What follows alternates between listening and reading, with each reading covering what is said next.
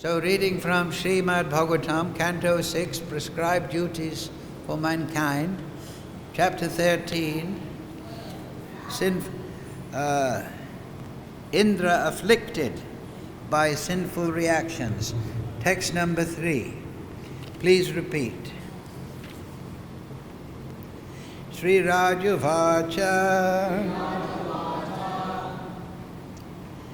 Indra Shanivritte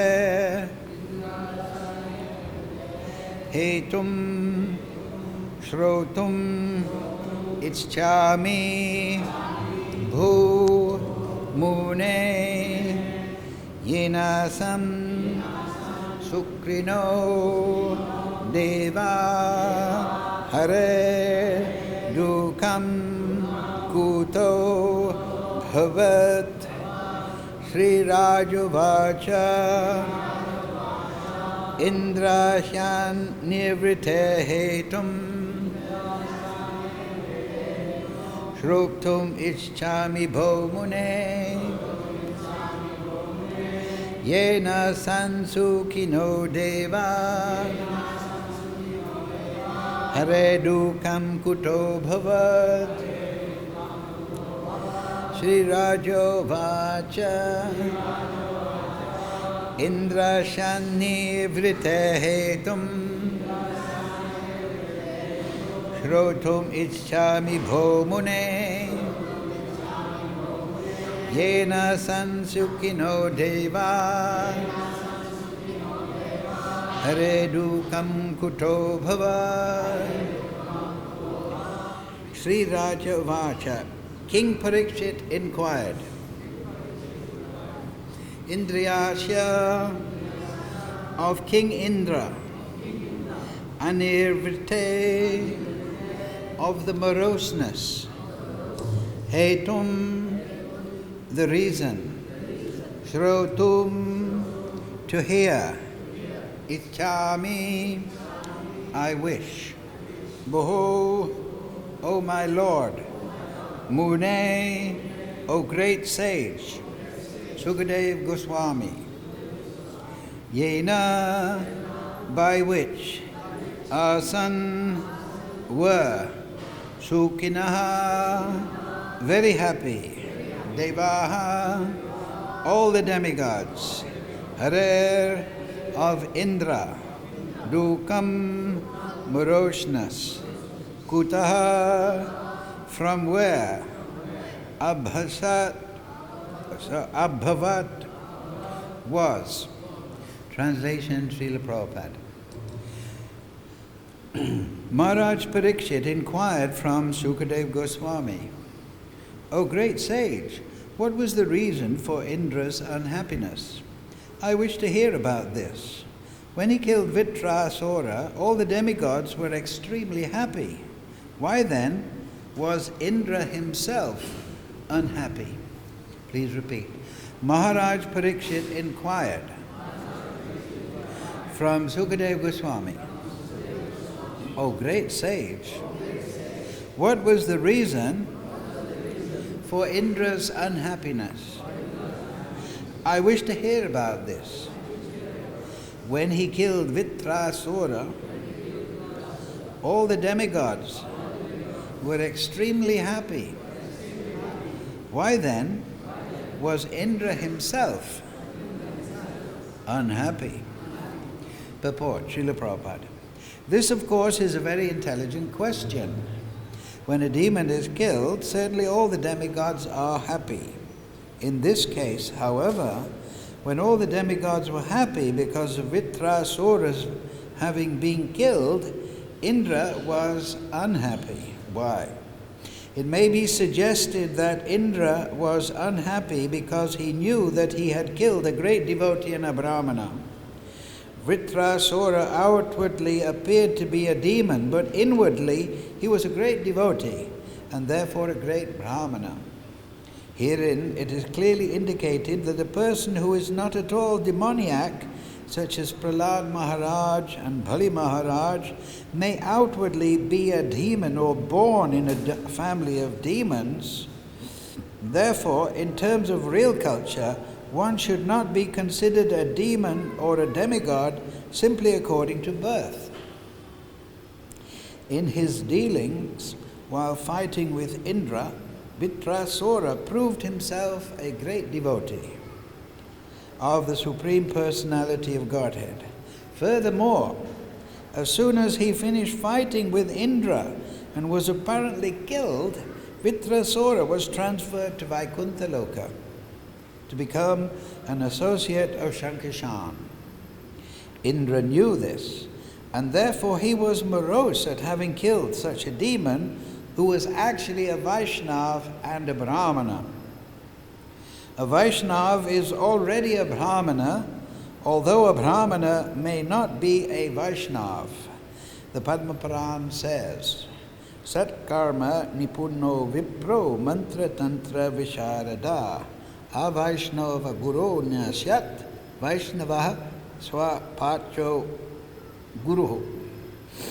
One may be a Brahmana in terms of his culture and family, and may be expert in Vedic knowledge, mantra tantra visharada. But if he is not a Vaishnav, he cannot become a guru.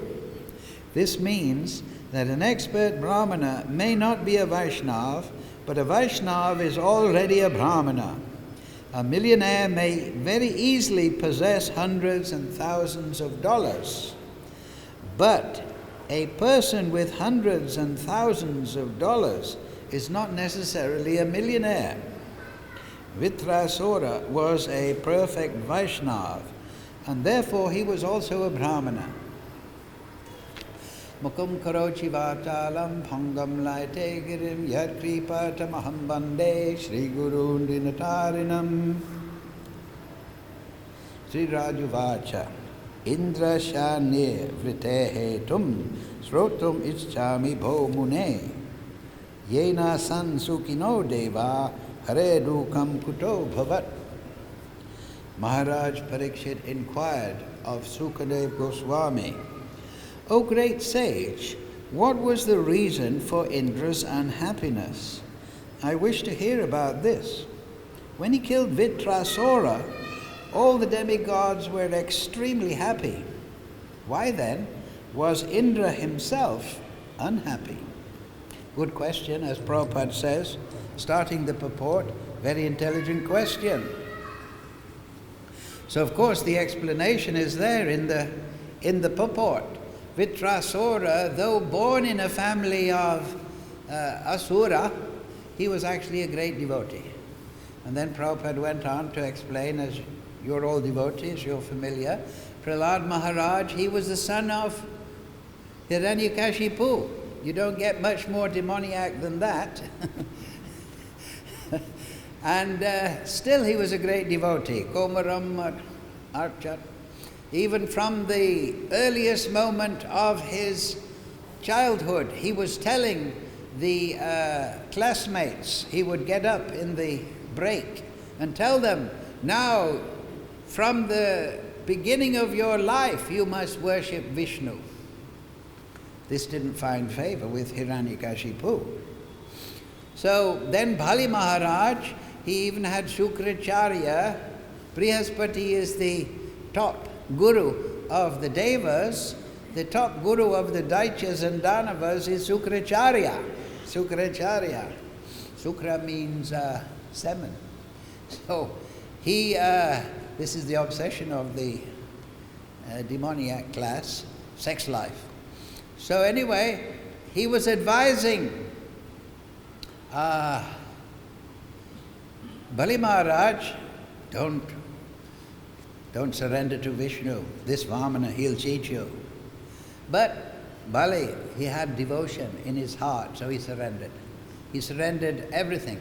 One step, Vamana took the whole up to Swargalok or Brahmalok, and then second step down to Patalalok.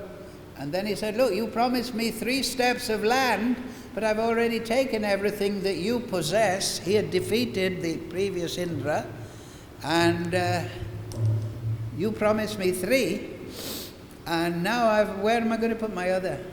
And then Bali Maharaj put it on my head. So that means surrendering the self. Because we may have so many possessions, but that is illusory. Everything is the grace of Krishna. Ishvasya idam sarvam yat kinchat jagadam jagat. Everything in this universe, tena taktena bunjita magrida kashasvaktanam. Everything is controlled and owned by the Supreme Lord. Controlled and owned. But we have, it's charmi, this word is in the Sanskrit, we have desire. So we can withdraw ourselves from surrender to the Supreme Lord, or we can surrender. So Bali Maharaj said, put your foot upon my head, my dear beloved Lord. And in that way he was surrendering himself. So that is the choice of the living entity. You can become demoniac and follow Sukracharya, or you can follow Bali Maharaj and Prahlad Maharaj and become devoted to the Supreme Lord. That's your choice. So also in the purport, Prabhupada explains Brahman and Vaishnav, so we should understand that. Just yesterday actually, I was looking at Harinam Chintamani by Bhakti-Vinod Thakur. Very, very important book, 15 chapters, and plus another chapter, Nam Bhajan. So in that section that I just happened upon, the conversation in Harinam Chintamani, it takes the form, Bhakti-Vinod has written the book in the form of a conversation between Lord Chaitanya and Haridas Thakur. So Lord Chaitanya is asking Haridas Thakur, who is a Vaishnav? And so the good question, who is Vaishnav? We hear Vaishnav here and all that. Haridas Thakur said, that soul who is sincerely chanting Vishnu mantra, he is a Vaishnav. Sincerely chanting Vishnu mantra, he is a Vaishnav. So this is a very important point. That how do you become a sincere chanter? You have to become transcendental. You have to, the Vaishnava of course should be and must be established in Sambandha Gyan. He must know all the interrelationships between Krishna and his energies. This is very important. There's only 3 divisions of Krishna's energy. Achit Vaibhav, the material energy, Chit Vaibhav, the spiritual energy, and the Jiva Shakti. 3 divisions, and they interrelate. Sambandha Gyan, Sambandha means relationship, knowledge of how these different categories of Krishna's energy are interrelated. Of course, monistic philosophers think there's only one energy. That is all nonsense. Krishna has variegated energies that can be split into 3, and within those 3 there are so many different bhavas and moods and so on, and to understand how they interrelate, that is Sambandha Gyan, and that will give you liberation. We're in ignorance, we're in darkness because of mistaken knowledge, partial knowledge, distorted knowledge, the Maya Shakti, Maya, that which is not. But in the Chit Shakti, everybody is in cognizance of reality. They're enlightened. Om Jnana Timarandasya, we chant. The spiritual master, the teacher, the sadhu, gives us that knowledge which opens our eyes to reality. Instead of our speculative analysis of what this world is and what we should do, the spiritual master tells us what is reality in fact and what is our dharma, how we should act. So, that is necessary. Brahmabhuta prasanatmana sochadena kankshati samak sarveshu bhuteshu mad bhaktim labhate param. Right? If you come to the Brahmabhuta platform, no sochati na kankshati, you'll be free of all this hankering and lamentation in the material world, all this anxiety. Samak sarveshu bhut, you'll see all living entities equally. Why? Because Krishna, he has expansions, Vibhinangsa and Swangsa. Swangsa means his own part. All the Vishnu expansions, They are all Krishna's expansions. But there's also another expansion, the Vibhinamsa, all the living entities. But they are Vibhinam, they are separated, they have, as we say, freedom of choice. They can surrender or not, and they can navigate within the material energy, and then they can use their abilities to serve Krishna in variegated ways in the transcendental energy. So, these living entities and Krishna and the energies of Krishna, to understand them, that is necessary. Because we're in darkness because of all these mistaken ideas. So once the spiritual master, the sadhu, teaches us the proper understanding of all these energies, we become liberated. It is by ignorance we are conditioned, and it is by knowledge we are freed. But knowledge can only take you so far. Therefore, Brahmana. Brahmana, what is the actual definition of Brahmana? Beyond the bodily and the caste idea. Guna karma. This is the whole mistake, particularly in Kali Yuga. People are judged according to their birth. Just like Vitrasura, he's not an Asura, he's actually a Bhakti, he's actually a Vaishnava. Prahlad is not a demon just because he's born in the family of the Daityas and the Danavas, and Hiranyakashipu is there. Jai, Sri Sri Gaunitai, Krishna Balaram, Radhasham Sundar Lalit Vishaka, Sri Guru Parampara, Tulsi Maharani, Shalagram Maharaj, Giri Govardhan, Gomata, Sadhu Sangha Ki. Jai. So, he's actually a devotee. So it doesn't really matter. All this difference between a demon and devotee actually is all very superficial. Confirmed. Why is it superficial? Because it's only a matter of attitude. If you accept the Supreme Lord, His supremacy particularly, then you're a devotee. If you rebel against the supremacy of the Supreme Lord, Sri Krishna, then you become demoniacally inclined. It's all that. That's the axiom. If you accept Krishna's unlimited position as the Supreme Lord, then you walk the path of devotion. If you rebel against it, then you walk the path of darkness. So it's only a matter of changing your attitude towards the Supreme Lord. Sadhu Sangha, Sava Shastra Hoy, Lavamata Sadhu Sangha, Sava Siddhi Hoy. By the sadhu you pick up that vibration, that idea, that conception.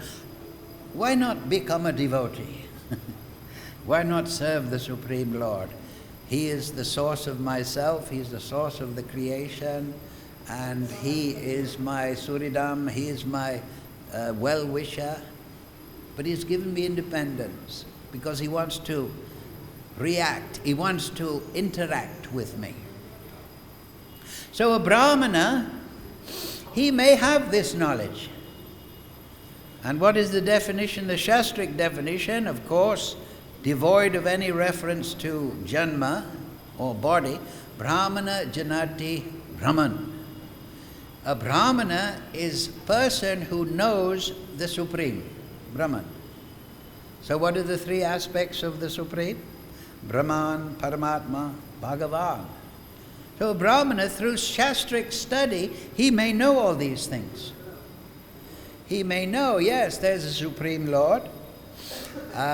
He's expanded in the material creation as Paramatma. Yes, there is the Brahman effulgence. Everything is resting upon the Brahman effulgence, and it can be perceived in meditation. He may have all this knowledge, but he's not sincerely chanting Vishnu Nam. He may be Kama Mishra, he may be Gyan Mishra, he may be wanting some fruitive result for himself, he may be trying to make a profit out of his knowledge, he may be speculating about what is the ultimate way I can merge into the Supreme. He may have so many ideas, but he's not sincere or he hasn't come yet to that platform of surrender, accepting the supremacy of the Supreme Lord. And that is his choice. He may not have been graced by sadhu sangha. He may not have actually gained enough ajata sukriti to become a fertile ground for the bhakti lata bij. He may have some withdrawal in his soul.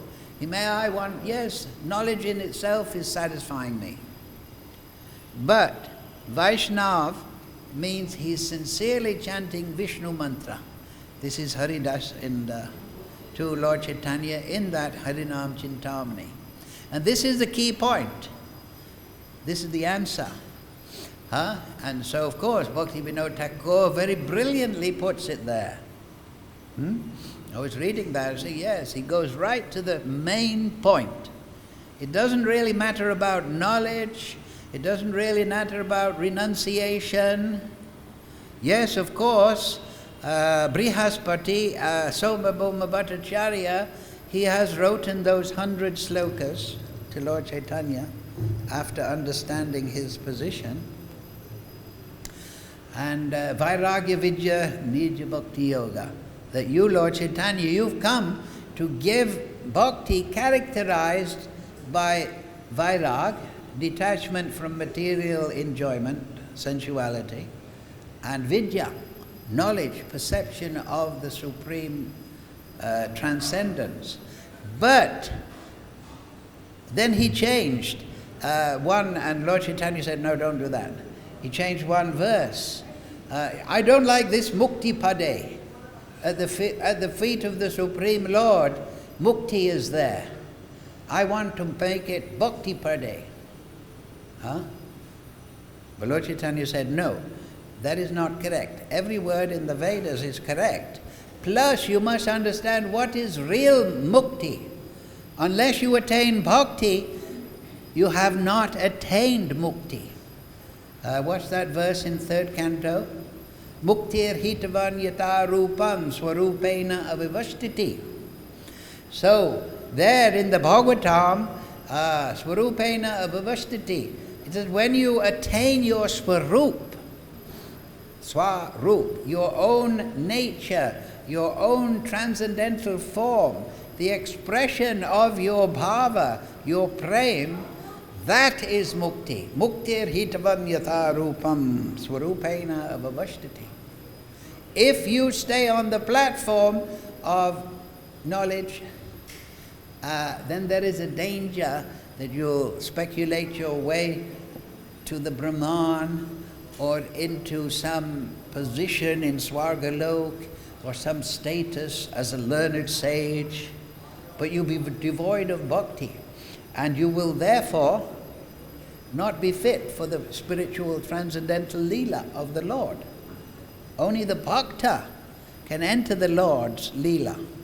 And this is what Vitrasura had done. Apparently, no, he gave up his body after swallowing Indra. He gave up his body, and then Indra was able to come out through the belly with his thing, his thunderbolt. But Vitrasura, as it says here, he went to Shankasham. Why? Because he was a bhakta. He had devotion. He didn't want anything other than the service of Krishna. If you remember, there's a very good verse. I think it's 2 chapters along. Back, rather. Yeah. Transcendental qualities of Vitrasura. Yeah.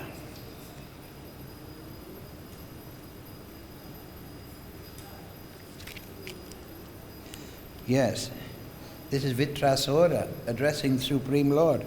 O lotus-eyed Lord, as baby birds have not yet developed their wings, always look to their mothers to return and feed them, as small calves tied with ropes anxiously await the time of milking, when they will be allowed to drink the milk of their mothers, the cows, or as a morose wife whose husband is away from home always longs for him to return and satisfy her in all respects, I always yearn for the opportunity to render direct service unto you.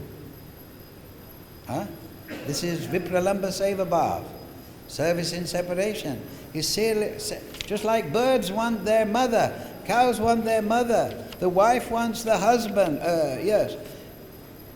I'm yearning for your association. Oh my Lord, my Master, I am wandering throughout this material world as a result of my fruitive activities. Therefore I simply seek friendship in the association of your pious and enlightened devotees. My attachment to body, wife, children, and home is continuing by the spell of your external energy, but I wish to be attached to them no longer. Let my mind, my consciousness, and everything I have be attached only to you. This is bhakti. So, Indra knew this. This is a bhakta and an extraordinary qualified bhakta. We'll read later on how in his previous Leela, Vitrasura was Chitraketu. I think we discussed that last class. And so, he was immersed in these feelings of separation. And Lord Chaitanya, his special elucidation of this, and that is the content of the Bhagavatam, is this Vipralamba Seva Bhav. The devotees, they always engage in Leela around one axis, Vipralamba Sambhog, union and separation, union and separation. This is the Brijbasi Leela. If you read Govinda Leela Amrita, Krishna Bhavana Amrita, 10th canto, you will see that the Leela revolves around this. Sambhog, union and separation. And then Vipralamba, feelings of emotional emptiness without the Supreme Lord's, as Indra Vitrasura says here, without the direct service of the Supreme Lord. So this is what the devotee, when Haridas in the Harinam Chintamani is explaining the Vishnu Bhakta, the Vaishnav, this is what we must cultivate. This is the internal path. This is the path of Rupa Raghunath. Yes, we gain knowledge, Bhagavad-Gita, Bhagavatam, so much philosophy is there. But from the liberated platform, Samak Sarveshu Bhuteshu, Mad Bhaktim Labate Param. Mad Bhaktim Labate Param. Also in Brahma Samhita, Pramanas Chat Acharas Tadabhyasa Nirantaram Bodhyan Atma Atmanam Atmanam Bhaktim Uttamam Labet. So the highest devotion is attained. You're all bhaktas. You all want to be elevated. You all want to be Paramahamsa. Should have confidence. Rupa Goswami, Nectar of Instruction. You should be confident, patient, and enthusiastic. So, how to attain it? Lord Brahma says, theistic evidence, perseverance in practice, and constant endeavor. Constant endeavor. And that endeavor is to cultivate this mood of separation. The Sahajiya thinks that by imagination I've attained Krishna. And they've concocted this whole idea, Siddha Pranali. The bogus guru says, yes, you're my disciple, and now I'm revealing your eternal Swarup. You imagine yourself in this way, and you will, Siddha Pranali, this is the path of perfection. But if somebody says that I can reveal your Swarup to you, then you know he's bogus. This is a complete deviation. You'll never find this practice in any of the writings of the Goswamis. It is just a concoction that's been put forward. and to practice imagination that I am now in the Leela of Krishna when I'm still materially conditioned because I have no Sambandha Gyan, no sadhana, no Harinam, then we become bewildered, and that person is obstructing any chance of spiritual progress. But Rupa Raghunath, the path, internal, it means to yearn, just like we were reading, for the service of the Supreme Lord. Not from a position of attainment, but from a position that I haven't attained the Supreme Lord. I'm separated from the Supreme Lord. I'm not qualified for the Supreme Lord service and the service of His devotees, but I'm yearning for that. What is it called? Siddha Lalasa, right? Kabe habe bolo stedi nama aparada kuchi sudanama ruchi. So, this is what is taught by all the great acharyas. Yes, of course, we want to remember the Leela of Krishna, but in separation. Because who can say he's qualified? At least. We have to understand the lack of our qualification. And if we read the writings of the Goswami, Srinivasacharya, hey Nanda Suno, hey, where are you? They're Swarup Shakti, they're Manjari.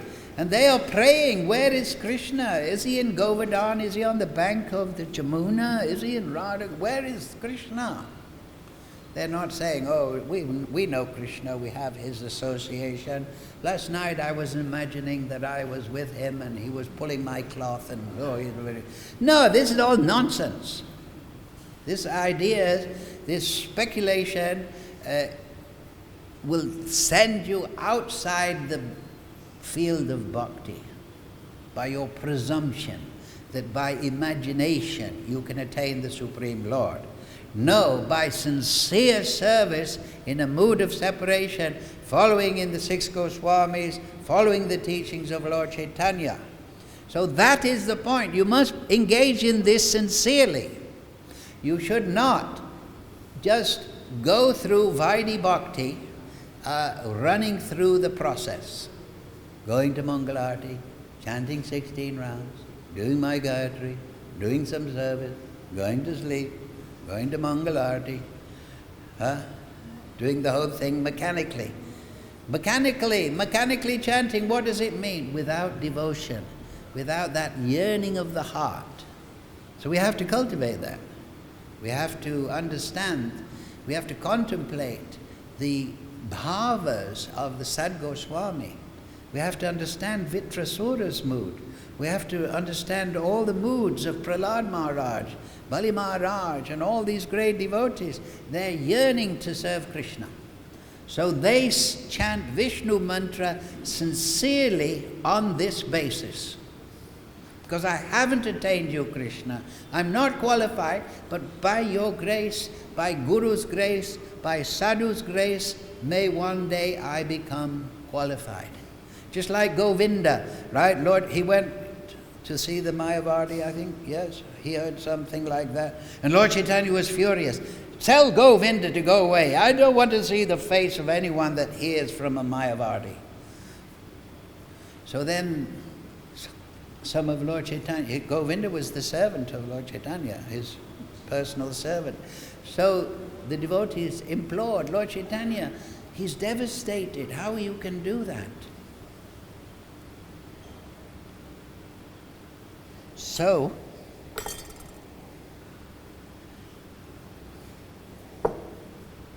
Lord Chaitanya said, don't worry, tell him he can get my association in 6,000 births. And Govinda heard this, he was ecstatic. Oh, great, 6,000 births, what is that? I'll get his association, he promised me. So Lord Chaitanya heard this, he said, okay. Bring him here. So this is the bhava that captures Lord Chaitanya's heart, that captures Krishna's heart. We're ready to wait 6,000 births, 6 million births, if we have the assurance that one day we can have the association of Krishna directly, personally, not through imagination, but face to face, and be able to serve Krishna directly. So that is Lord Chaitanya's movement. So other points in today's verse is that why was Indra unhappy, right? This is also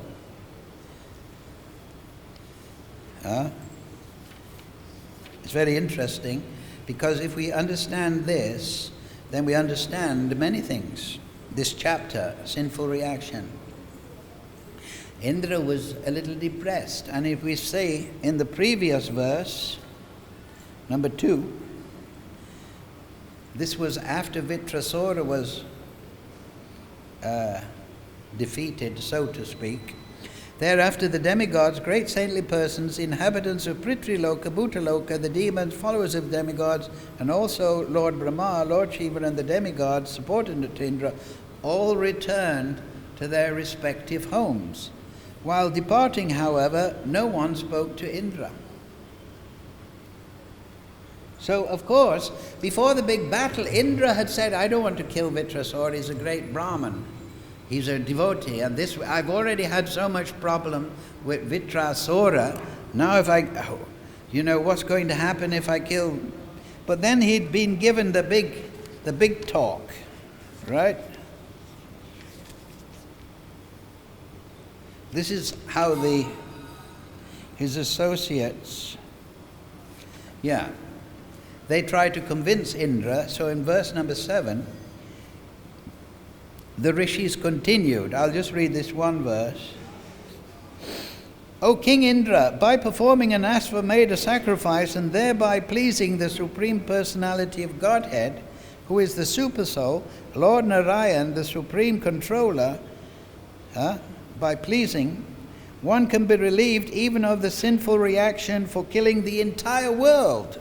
Not to speak of killing a demon like Vitrasura, they're just dismissing him. One who's killed a Brahman, one who's killed a cow, or one who has killed his father, mother, spiritual master, can be immediately freed from all sinful reactions simply by chanting the holy name of Narayan.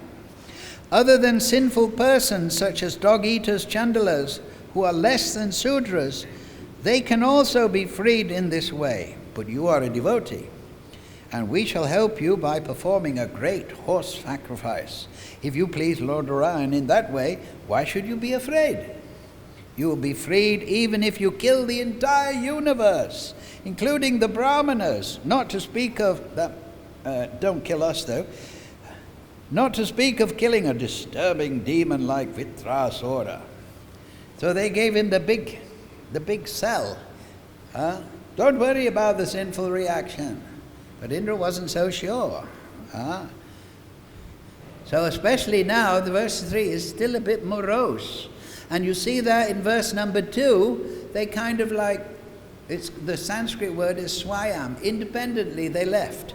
After the job was done, they didn't hang around.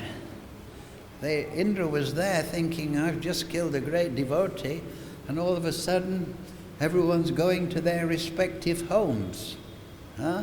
They've given me the big talk. Of course, these things are correct, but you have to understand it with a fine tune. Yes, you can become freed from so many sinful activities by chanting Hare Krishna, and by performing an Ashvamedha yajna by great Brahmins according to rules and regulations. But does that mean you can just kill people? Is that the implication? No. So Indra, yes, you gave me the big sell, now you're giving me the goodbye. Actually, they didn't even say anything. They didn't say, thanks, Indra. They probably thought, okay, we'll leave you now. That's, in English, they call that carrying the can. Left carrying the can. Do you say that in Hindi? No? Or we say left holding the baby. Right? We leave you holding the baby, we're off. Right? So you can see the scene, and Indra was thinking, I got talked into this, and now I'm carrying the baby. But this baby wasn't a nice Kumari. This was a personified sinful reaction. An old, gnarly old woman coughing blood or from tuberculosis and saying, wait, Indra, come here. Indra was taking off, hot foot. So what? Yes, so in the purport to number 10, this point is explained. Number 10, just a short purport. After killing... Yes, I'll read the actual verse also. Encouraged by the words of the sages, Indra killed Vitrasura. And when Vitrasura was killed, the sinful reaction for killing a Brahmana certainly took shelter of Indra. So this reaction is coming in the form of, he was visualizing this embodied sinful reaction. After killing Vitrasura, Indra could not surpass the Brahmahatya, the sinful killing of a Brahmana. Formerly he had killed one Brahmana, Vishwarup, out of circumstantial anger. But this time, following the advice of the sages, who had just left him, he killed another Brahmana purposely. Therefore, the sinful reaction was greater than before. He killed Vishwarup when he heard that he was giving a portion of the sacrifice to the Asuras. But because the father of Vishwarup had association with the Asuric clan, it's believed that the wife of the father of Vishwarup was Tasta, and he had a wife from the Asuric section. So he killed Vishwarup out of anger, but this time it was all deliberate. And that was a Brahmana, but this is a Vaishnava. He was a learned, detached, knew all yagya, knowledge, but not necessarily, as we explained, entranced by love for the Supreme Lord. He killed another Brahmana, or we should say, Vaishnava Brahmana, purposely. Therefore, the sinful reaction was greater. Indra could not be relieved from the reaction simply by performing sacrifices for atonement. He had to undergo a severe series of sinful reactions. And when he was freed by such sufferings, the Brahmanas allowed him to perform the Asvamedha Yagya, the planned execution of sinful deeds on the strength of chanting the holy name or undergoing prayaschitta, atonement, cannot give relief to anyone, even to Indra or Nahusha. Nahusha was officiating, he took over Swargaloka. He got carried away with Sachi Devi, the wife of Indra. But the point is that Indra was getting some intuition. I've just killed a Vaishnava. All my friends have gone to their, as it says in the Bhagavatam, to their homes. Prabhupada translates, they're going home, where they're probably having a nice glass of somaras, thinking, good man Indra, now we're safe from that Vitrasura. But Indra is left holding the baby. So Indra, as you know, he to avoid this, he went to Manaswarovar Lake. That lake is extremely beautiful. It's crystal clear water. And if you drink that, you'll be cleared of all sinful reactions. But Indra, he took shelter in that lake because it's so pure that the Papa Purush, if you like, couldn't enter. But therefore he was within the lake, but Agni was not inclined to enter either. So Agni carries Indra's portion of the sacrifices. So Indra was practically starving. He was in a very inconvenient, and he stayed there within the filaments of the lotus. There are golden lotuses in Manaswarovar Lake. He stayed in there, taking shelter of Lakshmi. It's explained there in the Bhagavatam that Krishna's hand is Sugandhika, very fragrant, like a lotus. Lotus hand, you've heard that? Why? It's explained in the 10th canto that when the Ras Leela was taking place and they were enjoying wonderful dancing, so Krishna, he wiped the beads of sweat from the face of the gopis, and by touching their face, his hand became as soft and as fragrant as a lotus. This is in the 10th canto. So Indra was there in the filaments of the lotus, which is the abode of Lakshmi. And it explained there later on in the Bhagavatam, you can read, yes, near Manaswarovar is Mount Kailash. And that is the abode of Lord Shiva. So also Lord Shiva helped because he had taken shelter of Manaswarovar. Lord Shiva also placated the sinful reactions.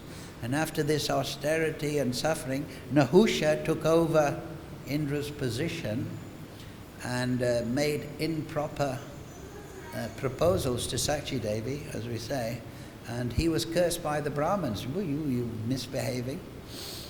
He became a serpent. Very interesting.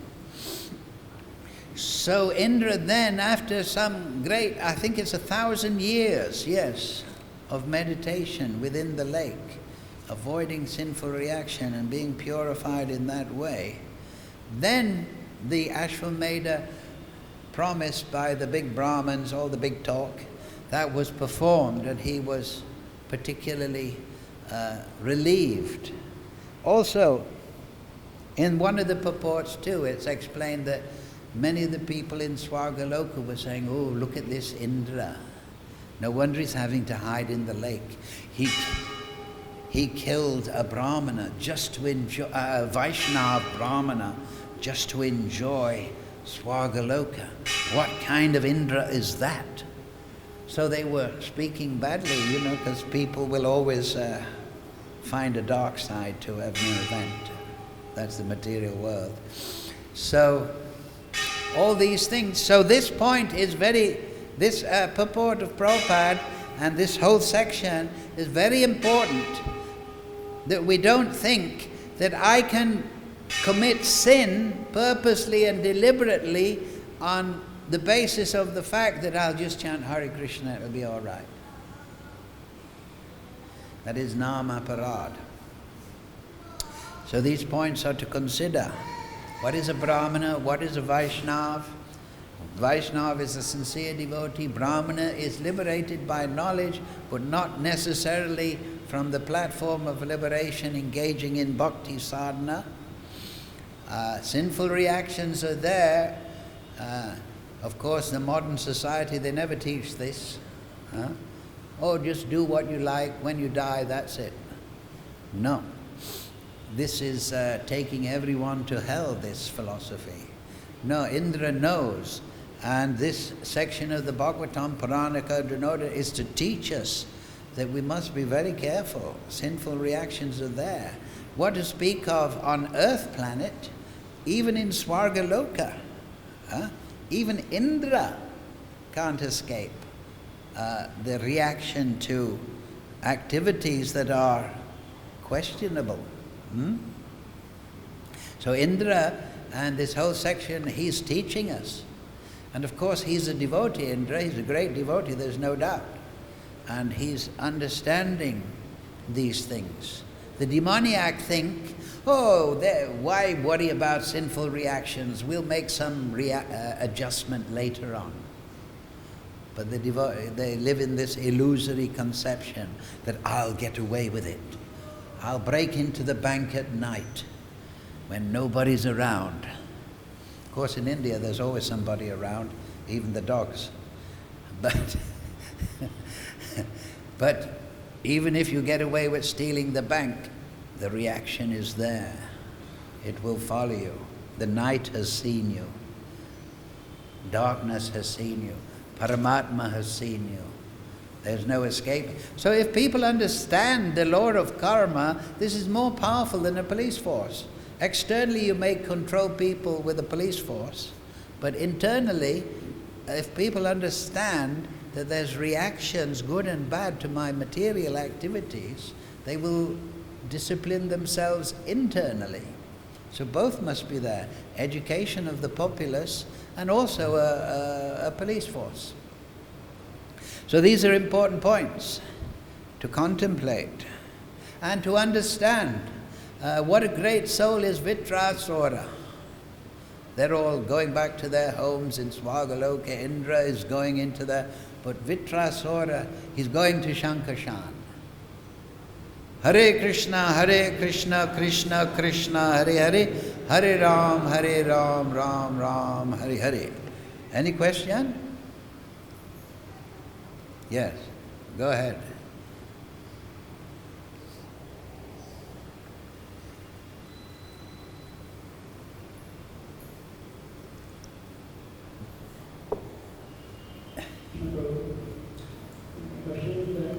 Brahmanas are considered to be mode of goodness. Brahmanas Are considered, to be mode of goodness. yes, generally. Because of that, they have all godly qualities. They've got what? Godly qualities. Godly, yes, balanced. In the case of Vitrasura, he is a Vaishnava, and so he is transcendental to three modes.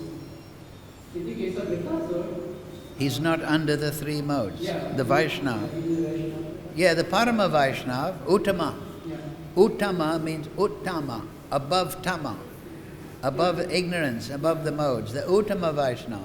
Majjhima, maybe, we didn't get into that, but the Majjhima, he sometimes forgets Krishna, sometimes becomes swayed by Maya. In another part, Brahmanas like Ravan, so are they considered to be mode of goodness? Brahman is like Ravana. Maybe for you. Maybe for his followers, not. Huh? What? You want to praise Ravana? Well, of course, ultimately he's Jai and Vijay, but he's in that mood, as a mood, and he's really into it, He's not just acting it out, he's completely controlled by Yogamaya. So he's certainly not, he did write a commentary on the Vedas, Ravana, did you know that? But nobody is selling it, we're not selling it. Generally, the demoniac, they say, yes, you should follow Dharma, then you'll develop Artha, and then you'll get Kama. They forget about Mukti, what to speak of Prem. So their idea of the Vedas is, oh yes, be dharmic, get some Artha, get all those things, and then enjoy your senses. That is not the mode of goodness. That is Rajagun. And when Rajagun becomes overdeveloped, then you go into Tamagun, reaction. Generally, it is not possible that Asur can be Brahman. What? Generally, it is not possible that Asur can be a Brahman. Asura can be a Brahmana. No, there's contradiction in terms. Because how you can know Brahman if you're negatively disposed? Because you can only really know Brahman when Brahman reveals himself, you see. Krishna is transcendental to the modes and our mental ability and our spiritual ability. He's beyond that. But when he's pleased, he reveals himself. So if you're an Asura, it's unlikely that Krishna is going to reveal himself to any depth. You're going to get a superficial idea. And this is what the problem with the Asuras is. They don't realize Krishna. But if you realize Krishna, you become purified. So you can't remain Asuric. Does that answer your question? Okay.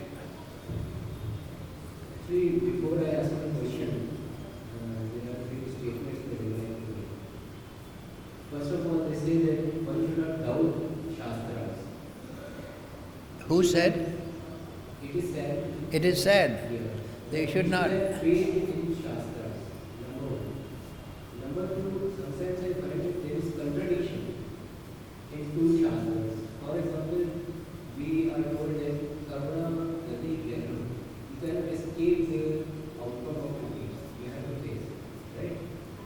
I'm not picking it up. It's not clear, this microphone.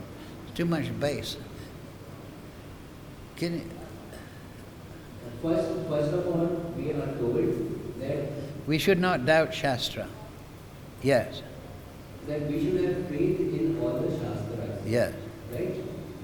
Secondly, sometimes I find that there is contradiction Apparently. between the teachings of two Shastras.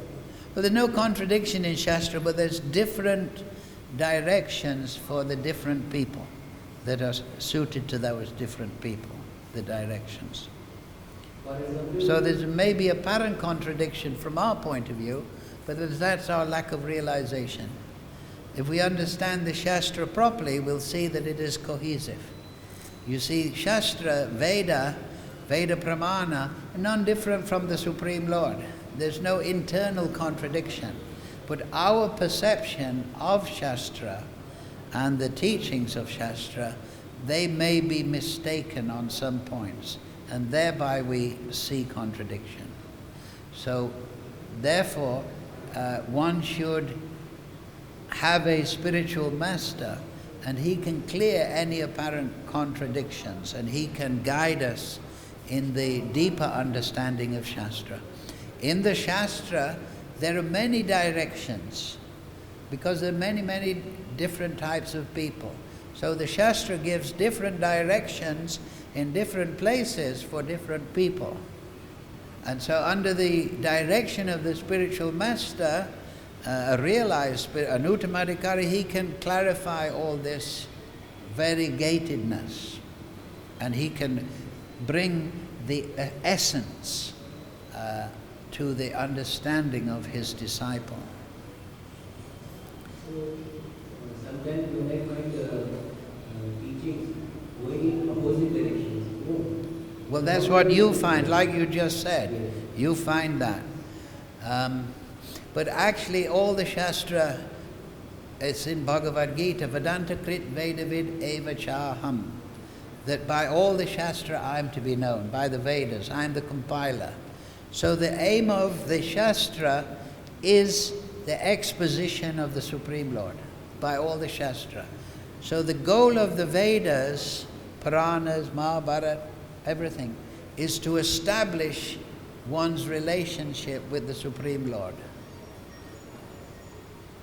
That is the goal of the Shastra. So many different instructions are pertinent to different people. But there's no contradiction in the goal of the Shastra.